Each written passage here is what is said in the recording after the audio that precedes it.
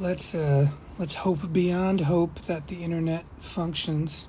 I've been having a lot of internet issues, so this is a little bit of a test, and if it works, it'll be a video.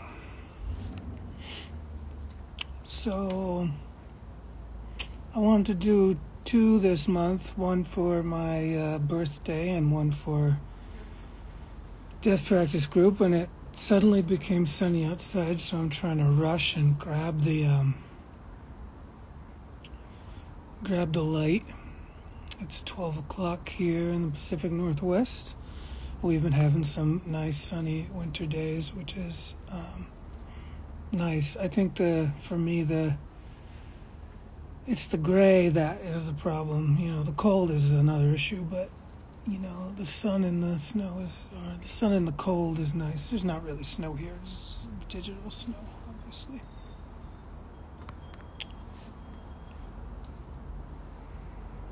So I've been doing these live dreams, still trying to get the hang of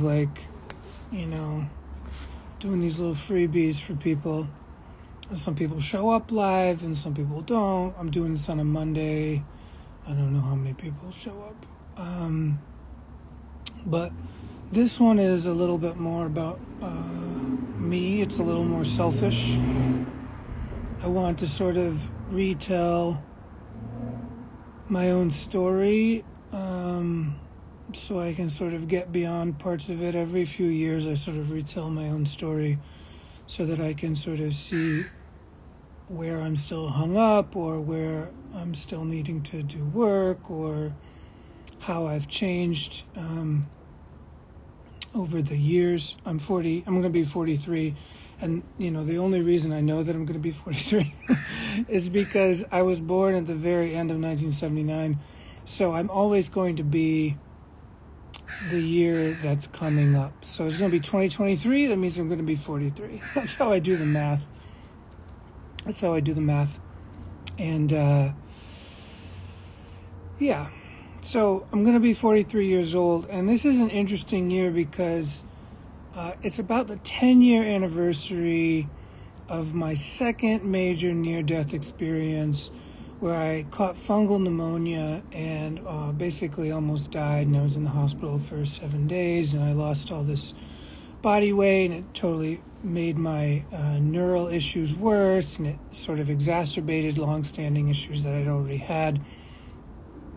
And, when I was a young child, I had the dream, and the dream basically told me in no uncertain terms some weird, thing that, I wasn't going to live past 33. And I've told this story in other places, so I don't really want to rehash it because, this is, a different part of the story. But it was sort of like the real wake-up call. I had a lot of wake-up calls in my life, a lot of intense experiences. But this one was like a real staring at the mirror kind of experience, staring at death, the Bardo state. And from that time, I really doubled my dedication to this kind of paranormal, non-dual reality work. And it still took many, many years after that disease encounter to sort of get back to something that would be considered, average health or something. And I'm still dealing with the consequences of all of it. I still have to take medications for different things. I still work with a naturopath. I still have symptoms. I still have brain issues, a lot of brain fog kind of stuff. I have a lot of stuff, but it's gotten better every year, more or less.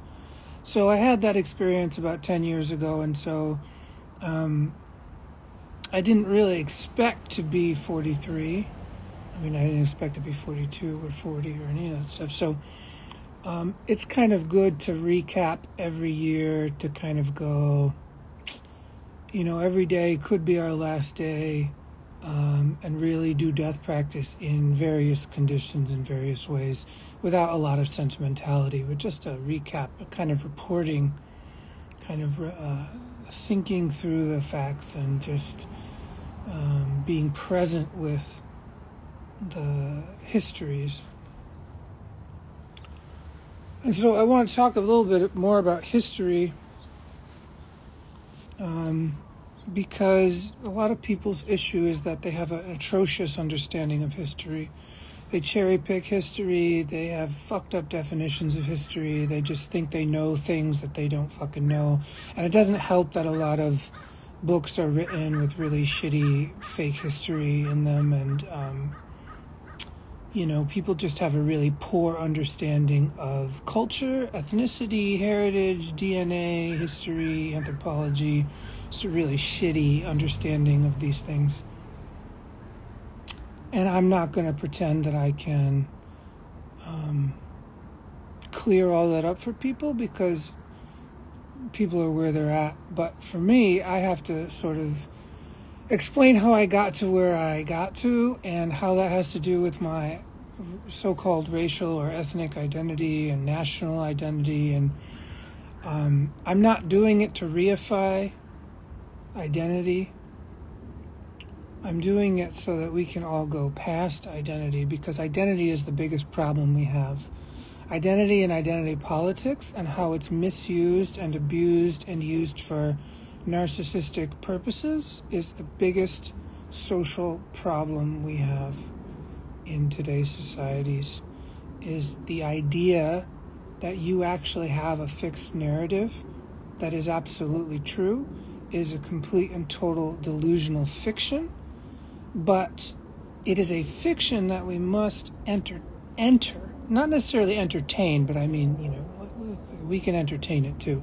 It can be very entertaining to have a fictional identity that you and other people believe is true. But the problem with the fictional identity is that it causes violence and harm to yourself and others, even if you all think you're on the same page.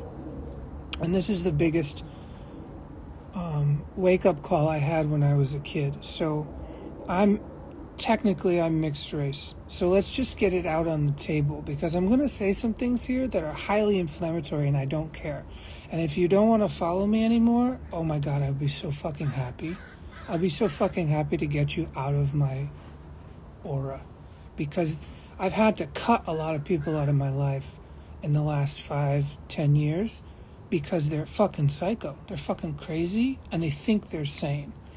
And I'm going to tell you how I know that. I'm going to tell you how to get through it and have a good understanding of why people are so fucking crazy. But it starts with dealing with your own fucking crazy, which generally has to do with the identities you think you are and the identities you think you're not. But I'm going to tell it from my perspective as a mixed race person. And I use mixed race because it's an available terminology that is useful temporarily in this particular society. But the reality is that race doesn't exist. It doesn't actually exist. It's a made-up fucking concept by human beings to categorize reality, to dominate and control it. It's not real. The only race is that we're maybe a species called Homo sapiens sapien. That's our race, okay? The other racial identity markers, which also gets into ethnicity and nationality, cultural tags, cultural hashtags, those are important on some level. They're a little more real than racial identity, because they have traditions and songs and dances and customs and traditions and behaviors that you can actually look at and go, that's a behavior. That's a behavior of these people. This is what they believe. This is their cosmology. This is their gods, their myths. This is the land that they lived on. And all of that's wonderful too. But I'm talking about going even deeper than that. But we have to start somewhere. And most people are fucking already overly fucking confused. And I'm just tired of the fucking confusion. So as a mixed race person, I'm just going to fucking tell you the fucking real deal. And you'll have to fucking chew on it, shit it out, deal with it, right? So, my mother is a white woman. Specifically, her mother is French-Canadian, from France, moved to Canada, colonized Canada, came down to Maine. So that's the mother's line. My mother's father is Swiss. So some kind of Swiss. We don't know if it's German Swiss, Italian Swiss, French Swiss, who fucking knows, some kind of Swiss. Okay. And those were the Schmidts. Those are the Schmidts. So Roger Schmidt is my mother's father, my grandfather. And my mother's mother is Anne Dostie. The Dostis come from the Latendres, and there's all this other stuff over in France, some kind of royal nonsense. But basically, the same kind of story you see most white people, which is poverty, family exile, infighting, brothers stealing brothers' land, the kind of white bullshit that you probably already have in your families, which is non-solidarity, a kind of codependent attack of each other, a kind of cannibalism, kind of white cannibalism that says that they're special, but really they used to be slaves. They used to be poor, servant, peasants, slave kind of people, and maybe if they weren't slaves, like one of my ancestors, supposedly some kind of royal French motherfucker in like northern France, but he got exiled from his royal humudgy and had to flee to Italy, that's where they changed the name to Dosti, because Dosti is like D''Asti, which is like the port of Ostia in Italy.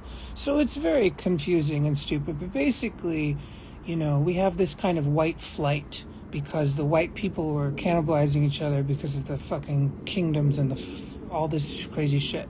And they eventually come to America because America's like, bring us your poor, you're tired, so that we can have a labor class and we can have soldiers, essentially. So it's just white people using other white people. I mean, it's all it is. It's just white people using white people and taking advantage of their poverty to do so. I mean, this is just like the last few thousand years of white people. It's just destroying each other for some fancy clothes or something, or to be able to like steal your farmland or some bullshit. It's just nonsense. This is total shit. But that's where my white side of my family is from my mother. So my mother is white. That's where I get this color skin from. Okay? Let me talk about my dad. I don't know much about my dad. I have met my dad. He did pay child support. He's not a total asshole. He's just kind of like 60% fucked up, traumatized Puerto Rican asshole. So my dad is Puerto Rican, but they would leave out the Afro-Puerto Rican part because my dad's skin is very dark and his hair is very kinky. But my dad comes from a time in Puerto Rico where colorism, and it's still like that today, but it comes from a time where colorism is extremely rampant, and the inter-POC racism, is what I call it, inter-POC racism is extremely high.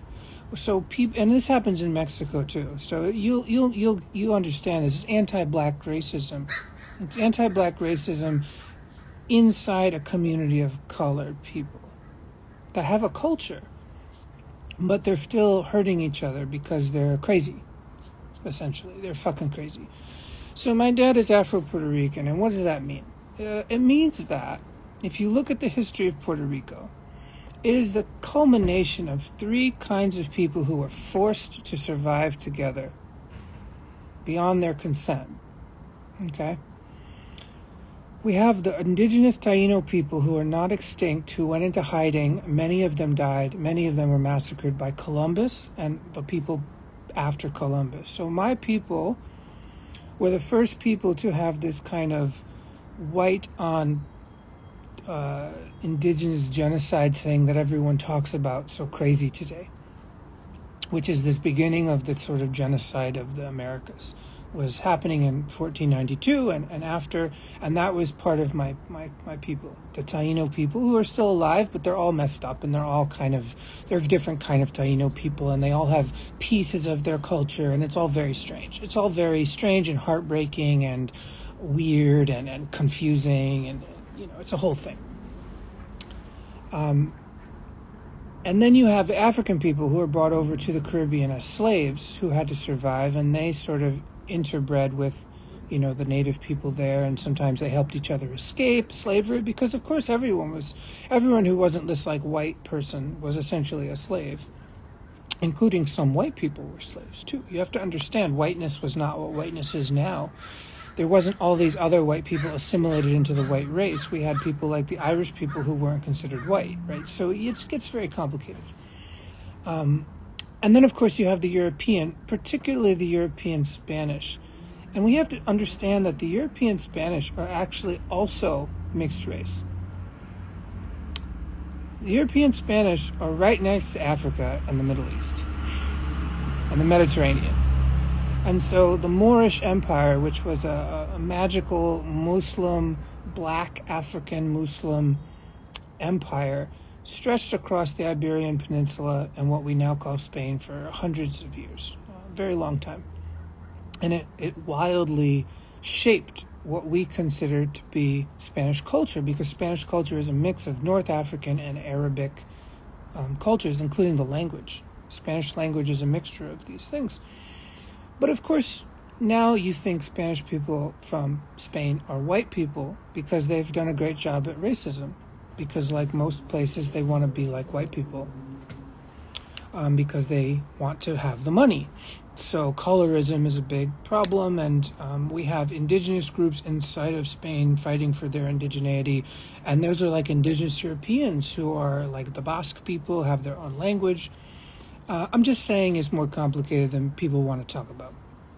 So we have the Spanish people who are already mixed race, pretending they're not, come over to the Caribbean, and now we have this triple threat of what Puerto Ricans are today.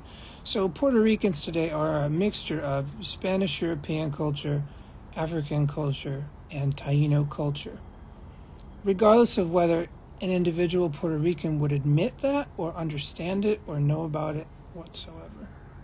We just have to tell the truth, though. The truth is that this is how it is. Puerto Rico is sort of like this bastard colony that is the representation of what happens via colonization, which is sort of like compromised interbreeding that creates a completely new culture and a completely new generation of children who are now multiple mixtures of cultures and races, and then the political, social efforts to suppress those children. Okay? So the political, social efforts to lie to those children about their history and about their heritage. So my dad never talked about his family. I had to piece this together from like an old photograph, things that my mom told me that my dad told her, and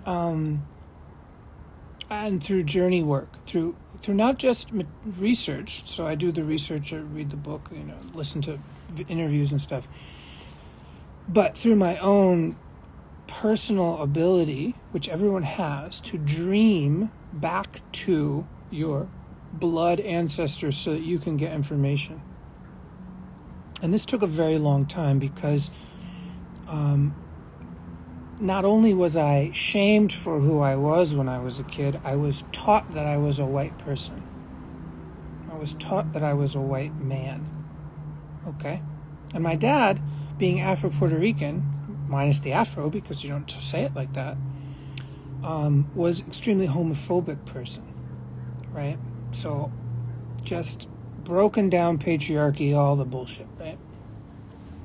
So growing up, I had to contend with all of these voices in my head trying to tell me the truth about reality versus the social threats I was under and the abuse I was under from my mother, from the family of my mother, from the school system I was in Hartford, Connecticut, because I grew up as an American. I never learned Spanish. No one ever taught me my heritage language, right? Even though Spanish is a colonizer language, didn't get to learn it. I was taught and treated as if I was a white man, except for when people looked closer and they recognized I was what used to be called a mulatto, which is like a mutt, which is like a half black, half white, half Spanish something that nobody wanted to deal with. But there are a lot of mixed-race people in New England, especially New York. I didn't live in New York, so I didn't get that kind of community. I lived in Connecticut, so I didn't get a lot of the juice. So I'm not like a New Yorican, unfortunately. I didn't have any of that joy or solidarity when I was a kid. So I grew up having to pretend that I was a white man, a white boy, while there were multiple strange voices in my system trying to get me to listen to the truth of reality. And it took a very long time. Okay, so why am I saying all this? Why do you have to know that this is the reality of who you're talking to? Because I've done a lot to reclaim a kind of way of understanding reality that I believe is the gift that being mixed race gave me. I don't believe I would be this person if I was purely just a white European person like my mother or her brothers or something like that. They don't fucking understand any of this. They get into New Age stuff and it's really fucking weird, and they have the whole white person problem. The white person problem where the only way you can be special or exotic is to believe in this kind of crazy reincarnation where you're always Joan of Arc or Cleopatra or something. You know, this crazy bullshit. You know, even when they try on Buddhism, they take all the worst parts of Buddhism and twist it into this kind of like, I'm a special snowflake, but I'm also not special at all. It is very stupid. It's fucking pathetic. It's very pathetic. And a lot of white people are still very, very pathetic, and that's part of the white culture today, is this mediocre, pathetic inability to really understand genetics and history. And the culture they were given is like consumer nonsense, and they just believe it. And they just go, well, this is who I am, and this is what I am. And even generations of white people today who are younger and a little more savvy and a little more queer and a little more fresh, still extremely stupid when it comes to this. Very, very remedial. Like dumb as fuck. I'm not pulling any punches, because you have to know, if you're a white person and you're still this fucking stupid, you gotta deal with it. You gotta deal with it.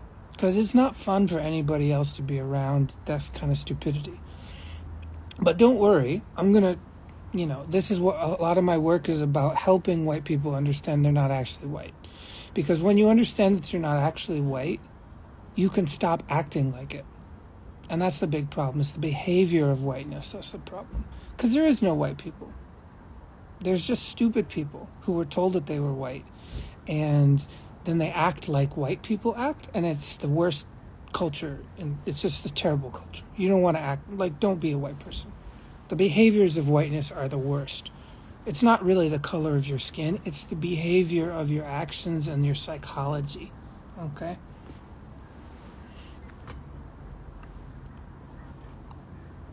So, I'm technically a Puerto Rican who doesn't have really much any Puerto Rican heritage, but there are things about being Puerto Rican that I've learned over the years that are very subtle and very special in a certain kind of way.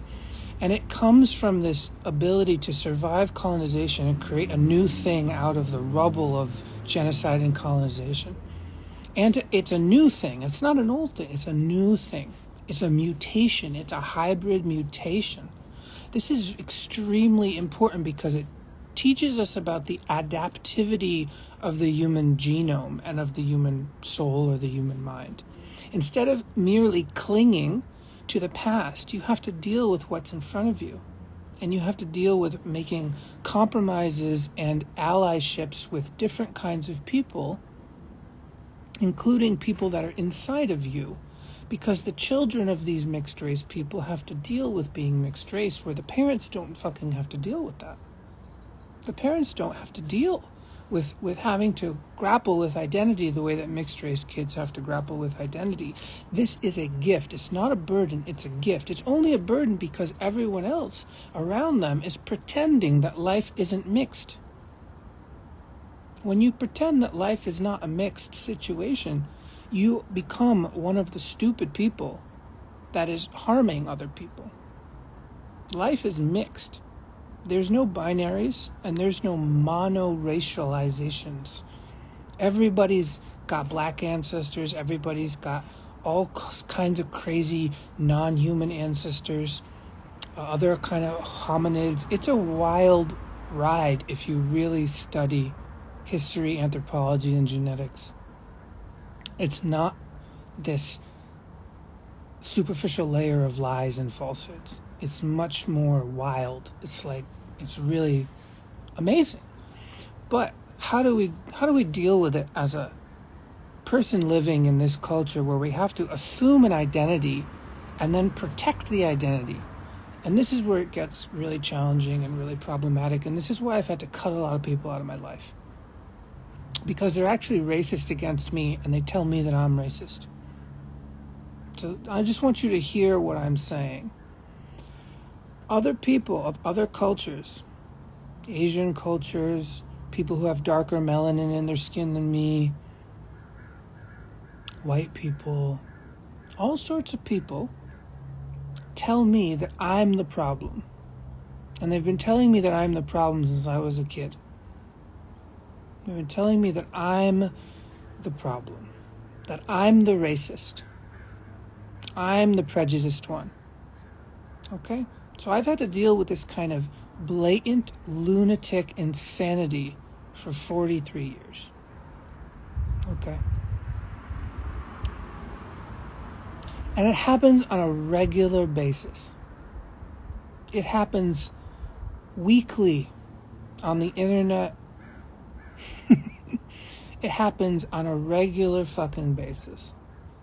Because people who are so traumatized and stupid will do whatever it takes to protect what they think they are, which is an identity that is a lie. And they will use other people, like me, as villains in their fantasy hallucination. Okay?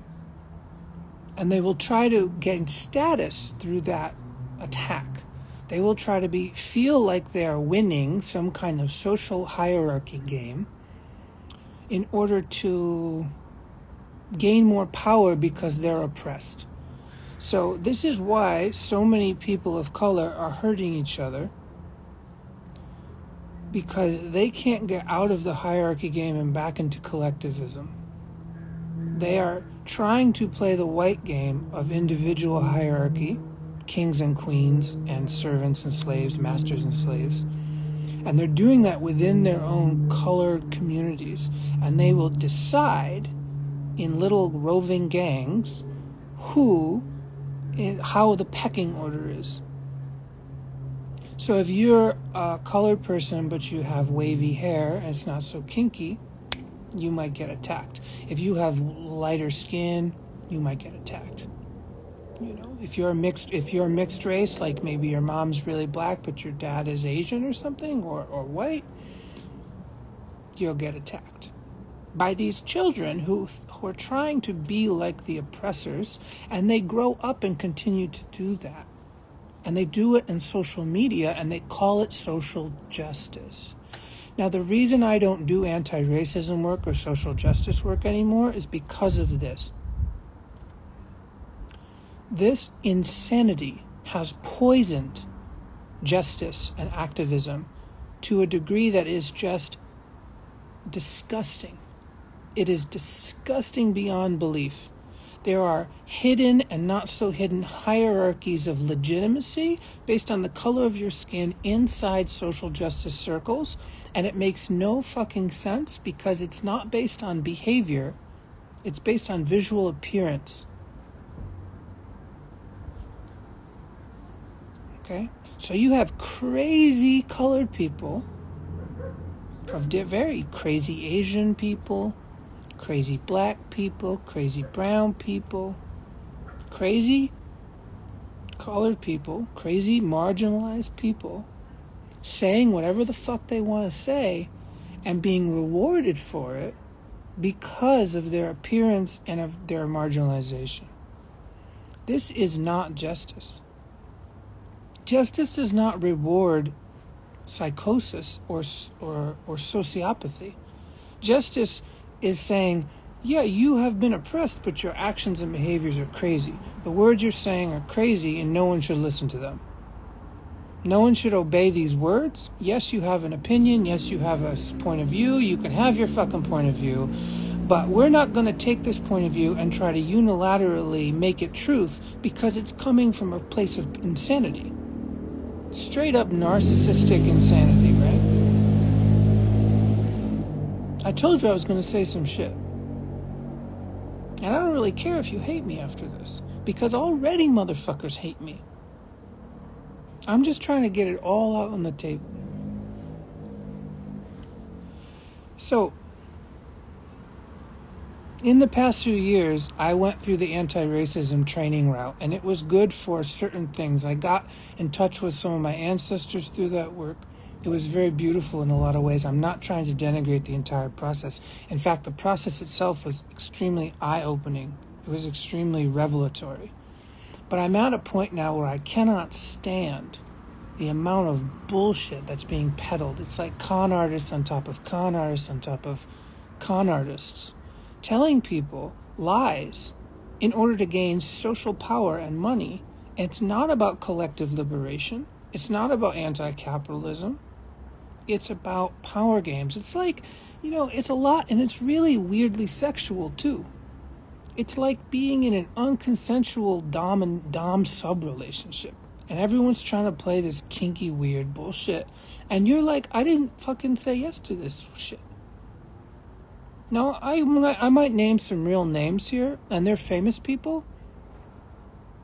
I'm shooting shots. There are a lot of famous black and brown somatic therapists, and I say that very lightly because their somatics is not somatic. It's domination therapy. It's not somatic therapy. It's domination therapy, in which they're using their skills to try to dominate white people or other kinds of people into being subservient to their cause or their skin color or their status or their identity or something. And it doesn't really bring liberation, because real liberation is going beyond your own identity. I'll say it again. Real liberation is going beyond your own identity. And it has nothing really to do with other people. Every person has to look at their own identity and see how it's made of lies. And it takes a real dedication to do this. And I believe that I'm so good at it because I'm mixed race.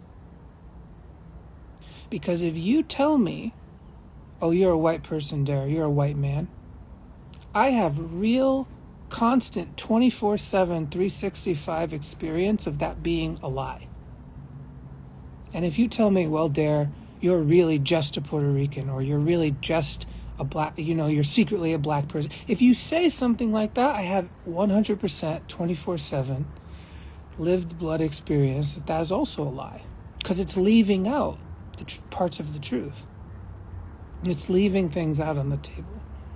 If you say, Dare, no, you're a cis man, you're heterosexual, I have the lived experience of that not being true. I understand where people are coming from when they try to say that shit. But it's not the whole truth. So I always have this experience of knowing that people are leaving something out, a secret they don't want to talk about, right? So I have to go through those doors and past them to find out what's really going on for me, not for you, but for me. Because I don't want to be, fractured anymore. And I didn't want to be fractured, so I had to go through all those doors. And the more doors I opened up, the more ancestors came to me, and the more they helped me heal, and the more they told me, you got to keep going, kid. You got to keep going past. You can't stop here. Because this is the other problem with ancestral work. You find a happy, nice ancestor that gives you some kind of kundalini fucking healing and, whatever. Oh, it's 1,000 years ago. It's so ancient. Yeah, it's bullshit. The real ancestors who understand what we now call shamanism, it's not shamanism. That's just another fake word people made up to mean just being in real reality, a non-dual experience of reality. Those ancestors would tell me, yeah, but I'm not black either. Their skin's blacker than black. I'm talking to these ancestors and they're blacker than black. And they come from deep, dark Africa hundreds of thousands of years ago. And I try to put the label on them, and they go, "That's not who I am." You gotta keep going. It's you can't stop here. So when we give these half-truths about identity and social justice and we stop, we're doing everyone a disservice. So I'm going farther, and that's why I can't really do anti-racism work anymore the way that it's peddled as a hustle in the society, because it's not merely a lie. It's a lie that obscures the real liberation that we're all going for. It's a lie that obscures real liberation, because people don't want real liberation. They just want half-assed liberation so they can buy a better house on stolen land. I mean, that's what people want. People don't want liberation. They just want money. And the reason a lot of people are pissed off is because they're not getting a lot of money and they don't have the power they want. So they go, "Oh, let's defeat white supremacy so we all get equity." Equity is a code word for more fucking money.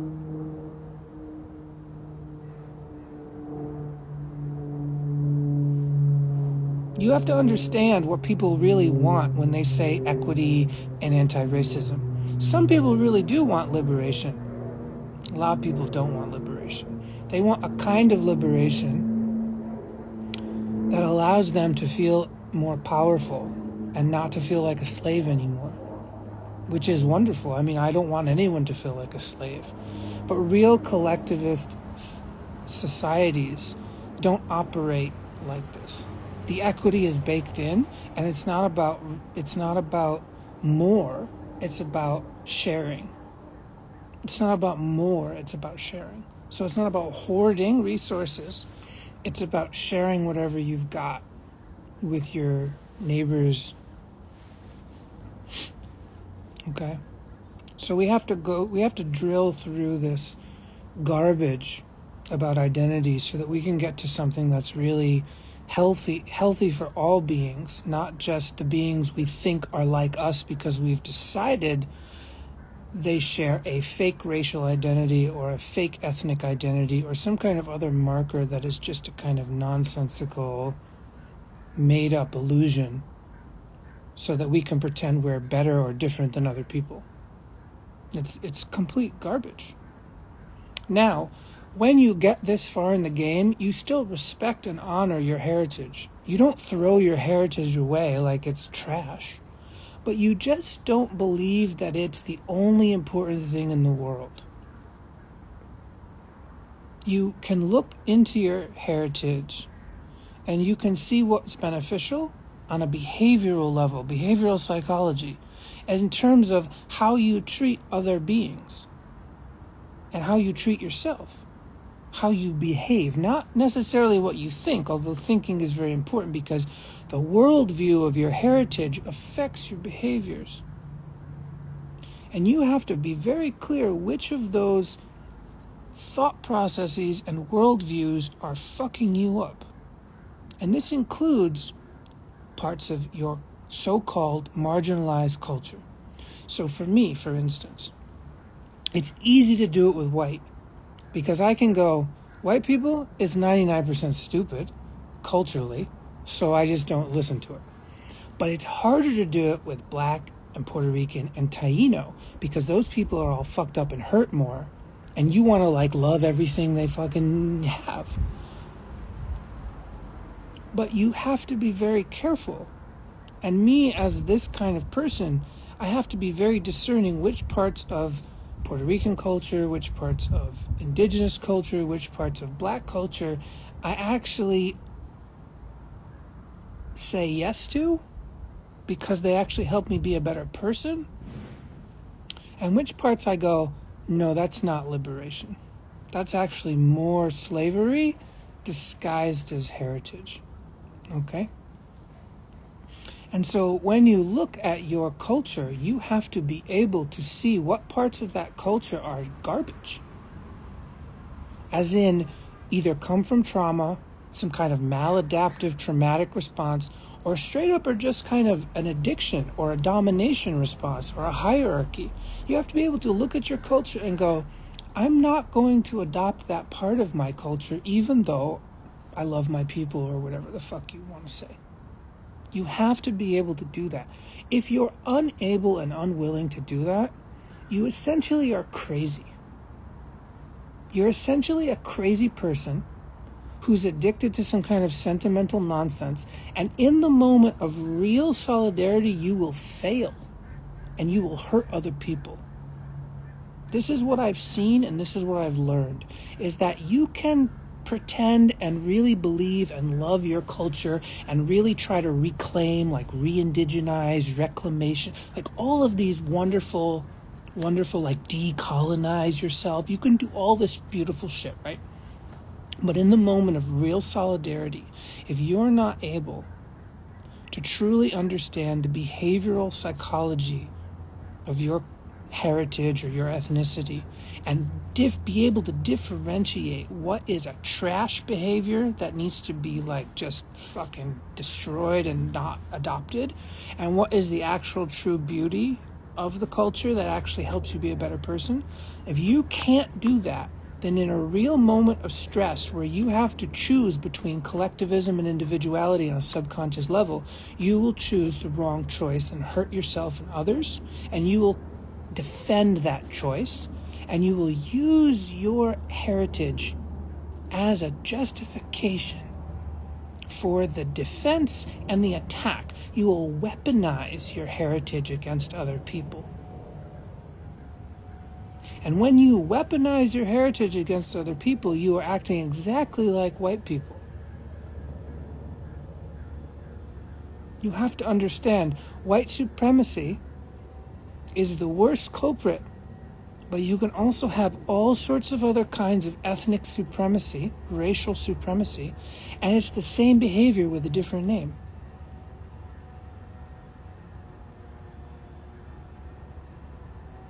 So as a triple mixed race person who also practices non-dual traditions from Asia and is also non-binary, I have all these various experiences that tell me that there is no such thing as one absolute truth, other than the fact that commonly we are all this kind of empty space. We are all this kind of empty space that's taking different forms, and that's like the most true thing I can really say. Everything else is a kind of aesthetic preference based on intimacy, desire, based on aesthetic, like what I like and what I don't like. It's just based on a bunch of nonsense. It just doesn't really matter. But it matters to be like aesthetic. It's like music choices. It's like you can like punk rock music and somebody else like heavy metal, and it's all fine, and that's totally fine. But we don't treat heritage the way we treat musical choice.